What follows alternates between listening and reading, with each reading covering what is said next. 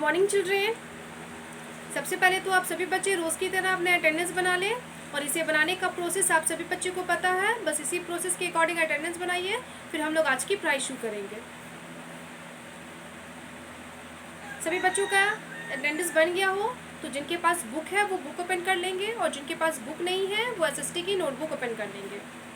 लेकिन मैं बार बार उन बच्चों को बोलती हूँ कि जिनके पास बुक अवेलेबल नहीं है वो अपना बुक परचेस करवा लें, और जो बच्चे ऑनलाइन क्लास में प्रेजेंट नहीं रहते हैं वो ऑनलाइन क्लास में प्रेजेंट भी रहा करें, क्योंकि हमारे लिए दोनों चीज़ इंपॉर्टेंट है, किताबें भी और पढ़ाई भी। बिना किताबों के पढ़ाई नहीं हो सकती और बिना पढ़ाई के किताबें बेकार है ना। तो दोनों चीज़ हमारे लिए ज़रूरी है, इसलिए दोनों बातों का ख्याल रखेंगे, ध्यान रखेंगे और दोनों काम करेंगे। चलिए हम लोग आज की एक्टिविटीज़ करना शुरू करते हैं। मैंने बुक इसलिए ओपन करने को बोला जिन बच्चों के पास बुक है कि आज हम लोग बुक में एक्टिविटीज़ करेंगे। कल मैंने चैप्टर जो 9 है उसका क्या लिखाया था, question answer, short question, question number D वाला, answer the following question in 1 line, जो कि 5 था, बहुत ईजी था। मैंने वो लिखाया है, इसलिए आज हम एक्टिविटीज़ करेंगे ताकि आप लोगों को फिर से याद करने का उसे समय मिल जाए। ओके, जिन बच्चों को नहीं याद है फिर से याद कर लेंगे। और इससे प्रीवियस क्लास में मैंने वर्ड मीनिंग लिखाया था, जो कि सभी बच्चों ने वर्ड मीनिंग कंप्लीट कर लिया होगा, याद कर लिया होगा, और जिनको नहीं याद हो पाई होगी वो फिर से याद कर लेंगे। तो जिनके पास बुक है वो सारी एक्टिविटीज़ बुक में बनाएंगे और जिन बच्चों के पास बुक नहीं है वो नोटबुक में। तो आपकी नोटबुक ओपन हो गई, तो आपको ध्यान देना है कि नोटबुक ओपन करने के बाद आपको क्या करना है, आपको ये देखना है कि आपके जो प्रीवियस पेज है उसमें जो एक्टिविटीज़ आपने बनाई है उसके बाद आपके नोटबुक में जगह है कि नहीं है। तो आपको पहले क्या करना है कि चैप्टर 9 का जो हमने आंसर क्वेश्चन किया शॉर्ट, उसके बाद उस पेज में 3 से ज़्यादा लाइन है तो वो बच्चे उसी पेज से लिखेंगे, और जिनके नोटबुक में 3 या उससे कम लाइन है वो इस पेज को छोड़ के न्यू पेज से लिखेंगे। ओके, फर्स्ट पेज वाले बच्चे, हाफ पेज वाले बच्चे क्या करेंगे, तो वो पहले लाइन खींचेंगे, फिर एक लाइन में डेट चैप्टर रिमेंबर, दूसरी लाइन में हेडिंग, तीसरी लाइन से लिखना शुरू। न्यू पेज वाले बच्चे क्या करेंगे कि डेट चैप्टर रिमेंबर, नोटबुक में सबसे ऊपर फर्स्ट लाइन में हेडिंग और सेकंड लाइन से लिखना शुरू करेंगे। क्लियर मेरी बातें, मैं लिख रही हूँ, आप लोग neat and clean hand writing में नोट करेंगे समझ समझ के। ओके, चलिए हम स्टार्ट करते हैं। ओके, तो हमारा क्या है, रिमेंबर, तो सबसे पहले डेट और रिमेंबर होना चाहिए क्योंकि इसे भी हमें याद ही करना है समझ कर। तो क्वेश्चन नंबर ए है जो कि क्या है, टिक द करेक्ट ऑप्शन।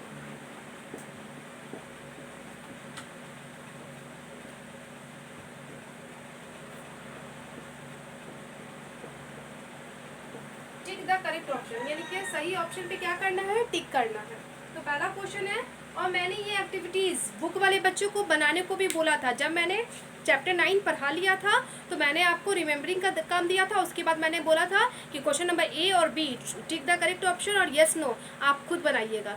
तो बच्चे बनाए होंगे और ज़रूर से ज़रूर बनाना चाहिए। हमें जो होमवर्क मिलता है हमें उसे कंप्लीट करना चाहिए, चाहे वो रिमेंबरिंग का हो या रिटन का हो। तो जो बच्चे बना लिए हैं वो आंसर मैच कर लेंगे कि सही है या नहीं। और नोटबुक वाले बच्चे तो बना ही नहीं है क्योंकि उनके पास बुक नहीं थी, तो वो नोटबुक में डायरेक्ट उतारेंगे लेकिन समझ कर। पहला क्वेश्चन है, when you come back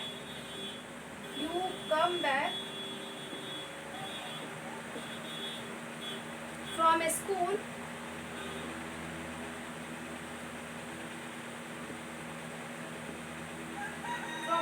you feel, बोला है when you come back from school you feel, जब आप स्कूल से वापस आते हैं तो आप कैसा महसूस करते हैं। तो ऑप्शन 4 दिया हुआ है, फ्रेश, हैप्पी, टायर्ड या एक्साइटेड। तो जब आप स्कूल से वापस आते हैं तो आप कैसा फील करते हैं, तो जाहिर है ज़्यादातर बच्चे और ज़्यादा लोग कैसा फील करते हैं, टायर्ड फील करते हैं। टायर्ड मीन्स थका हुआ, तो हम टायर्ड में टिक लगा देंगे।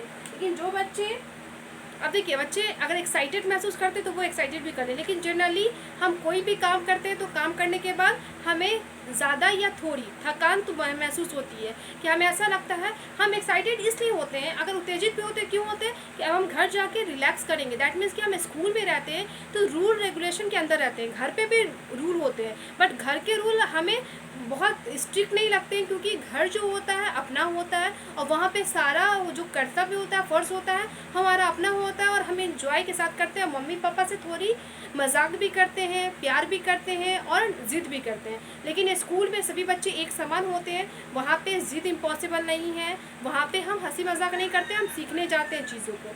तो हम जाहिर है उसके आने के बाद हम कैसा महसूस करते हैं, थकान महसूस करते हैं, इसलिए मैंने टायर्ड में टिक किया। और सेकंड क्वेश्चन है, when does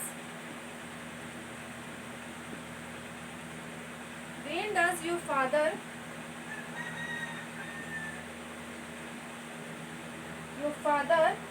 feel tired?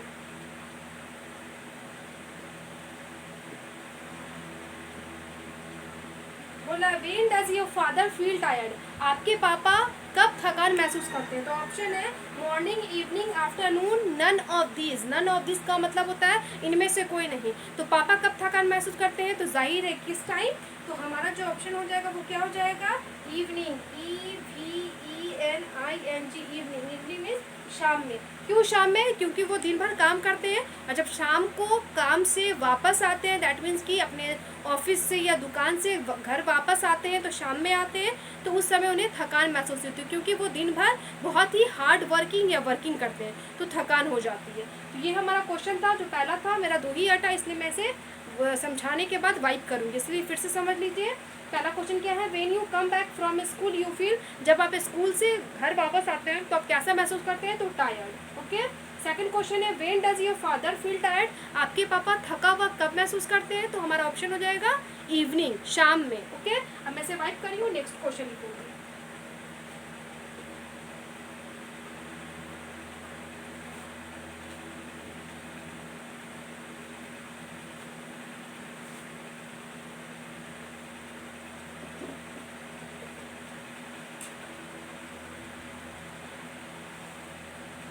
Question third, recreation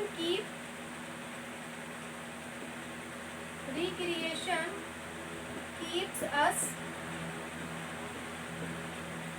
what? recreation keeps us, recreation हमें क्या रखता है? तो ऑप्शन है डल, लेजी, स्लीपी या एक्टिव। क्या रखता है? तो एक्टिव रखता है, दैट मीन्स कि फुर्तीला करता है ना, ACTIV, एक्टिव में हम टिक लगा देंगे। क्यों? क्योंकि रिक्रिएशन हमें फुर्तीला बनाता है, ना ही डल बनाता है, ना ही लेजी बनाता है, ना ही स्लीपी। क्योंकि मनोरंजन, रिक्रिएशन मीन्स मनोरंजन, मनोरंजन हमें फुर्तीला बनाता है, क्योंकि हमें कोई भी वर्क करते हैं जो कि हम फ्री टाइम में करते हैं उसे रिक्रिएशन बोलते हैं। तो कोई भी फन करेंगे, गेम खेलेंगे तो हमें मज़ा आएगा, और मज़ा आने से हम एक्टिव होते हैं, फुर्तीले होते हैं, और उस गेम को और अच्छे से हम प्ले करते हैं, खेलते हैं। अब है 4 number, which of the following is an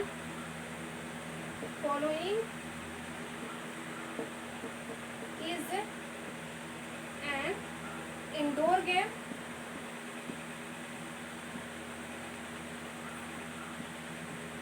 बोल रहा है question, which of the following is an indoor game, इसमें से कौन एक इंडोर गेम है, मतलब घर के अंदर खेलने वाला है? तो ऑप्शन है क्रिकेट, कैरम, फुटबॉल या हॉकी। इनमें से कौन इंडोर गेम हो जाएगा? यस, क्या हो जाएगा?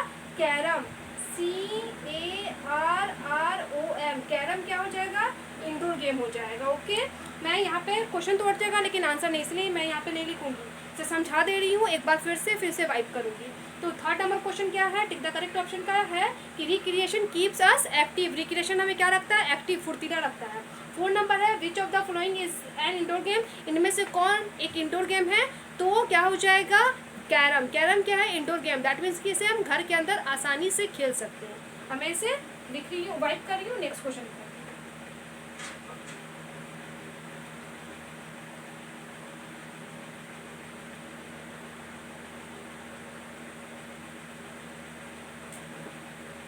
अब है टिक द करेक्ट ऑप्शन का लास्ट क्वेश्चन, यानी कि क्वेश्चन नंबर 5। क्या है? विच ऑफ द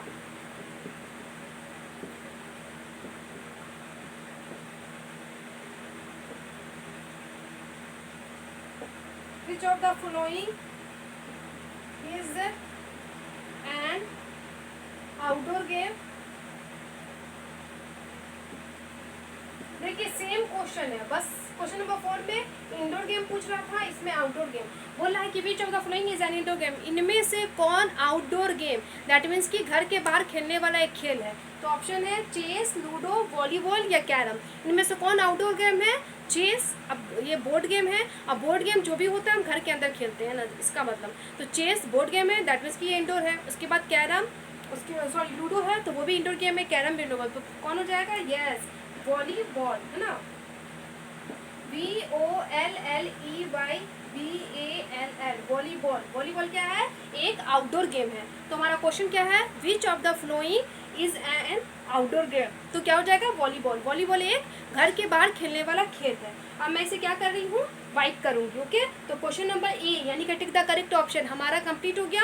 नोटबुक वाले बच्चे इसी तरीके से नोट कीजिए, आपका एक लाइन में क्वेश्चन नहीं आता है तो 2 लाइन लीजिए, 2 लाइन में क्वेश्चन लिखिए, उसके 2 लाइन लिखने के बाद नेक्स्ट लाइन में यानी कि थर्ड लाइन में आंसर लिखिए, इसी तरीके से। क्लियर?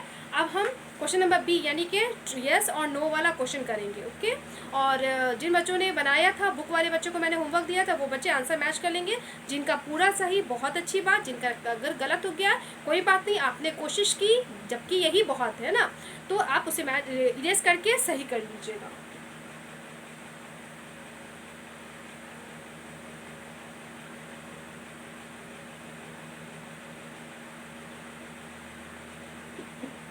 अब हमारा है question number B, right yes और नो। क्या लिखना है? यस और नो, मतलब हाँ या ना लिखना है। यस मिस हाँ, नो मिस नहीं, हाँ या नहीं में जवाब देना है। तो पहले मैं सेंटेंस नोट करती हूँ, जितना सेंटेंस आता है उसके बाद मैं समझाऊंगी। तो सभी बच्चे ध्यान से नोट करें। फर्स्ट है we should play all day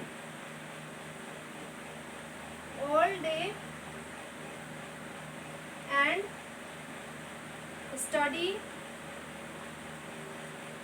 study when we tired, when we feel tired.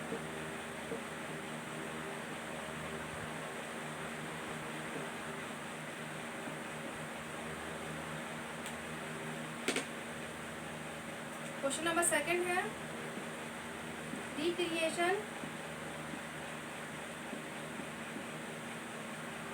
recreation keeps us active,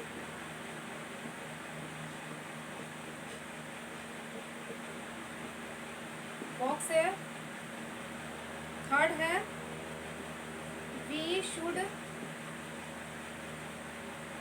not play outdoor games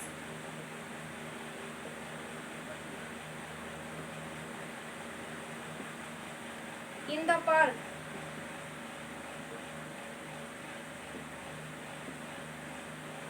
चलिए इतना मेरा 3 आटा है, तो हम इसे पहले मैं समझा देती हूँ, इसका आंसर लिख देती हूँ, फिर हम लोग इसे वाइप करके नेक्स्ट क्वेश्चन लिखेंगे और आप नेक्स्ट पेज का इस्तेमाल करेंगे। तो सभी बच्चे यहाँ ध्यान से समझें। तो क्वेश्चन नंबर 1 क्या है? बी नंबर का 1, we should play all day, हमें पूरा दिन खेलना चाहिए, and study when we feel tired, और पढ़ाई करनी चाहिए जब हम थका हुआ महसूस करें। तो क्या ये बात सही है? हमें पूरा दिन खेलना चाहिए? तो सबसे बड़ी बात तो हमें पूरा दिन खेलना नहीं चाहिए, गलत है। और जब हम थका हुआ महसूस करेंगे तब हमें पढ़ना चाहिए? नहीं, थकान में तो हमें पढ़ाई नहीं होगी, थकान में कोई काम नहीं होगा, उस टाइम हमें स्लीप करने का मन करेगा, सोने का मन करेगा, रेस्ट करने का मन करेगा। तो ये क्या हो जाएगा? नो, नहीं, गलत। तो सबसे पहले हमें पूरा दिन नहीं खेलना चाहिए। पूरा दिन हम पढ़ भी नहीं सकते, खेल भी नहीं सकते।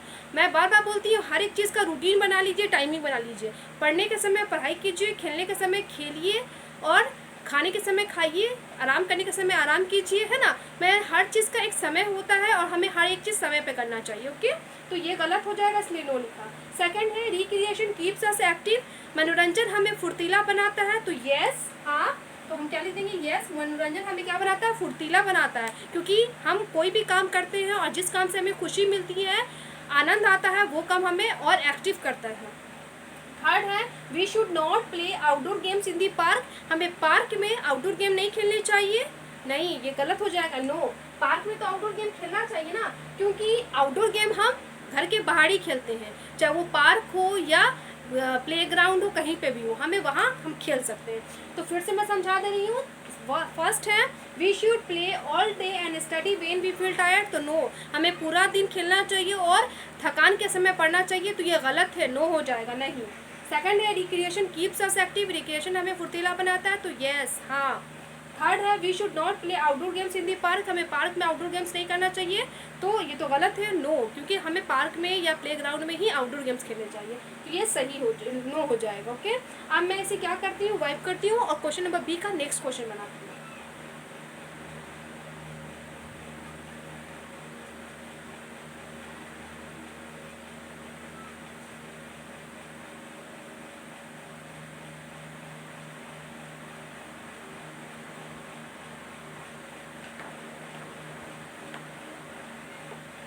अब है question number third, we should, sorry question number 4 हो जाएगा ना, 4 इंडोर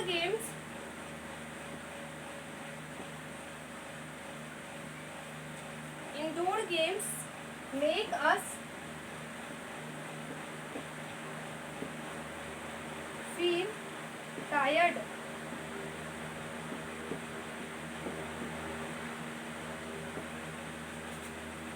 फाइव है वी rejoice on our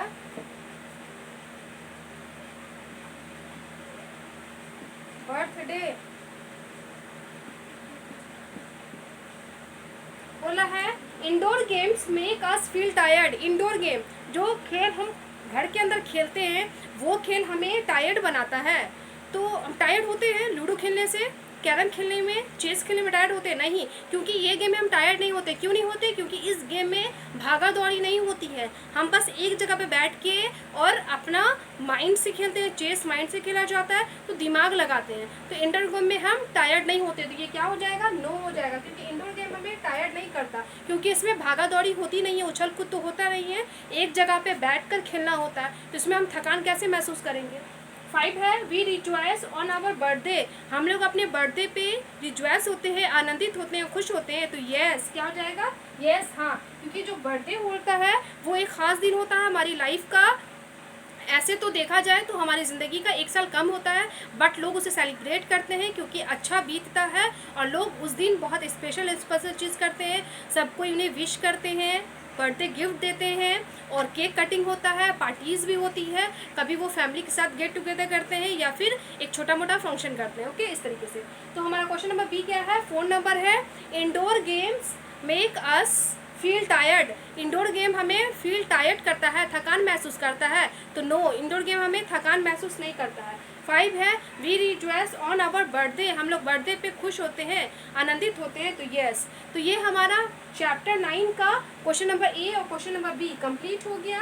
तो जिन बच्चों ने बनाया हुआ था वो आंसर मैच कर लेंगे, गलत हो गई कोई बात नहीं, उसे इरेज करके मैच कर लीजिए, और जिन्होंने नहीं बनाया था नोटबुक वाले बच्चे नोट करें। आज हम इतना ही ले लेते हैं क्वेश्चन ए और बी। ओके, मैं ज़्यादा नहीं बनाऊंगी क्योंकि आप लोगों को आंसर क्वेश्चन भी रिमेंबर करना है, तो आंसर क्वेश्चन आपका अगेन रिमेंबर हो जाएगा।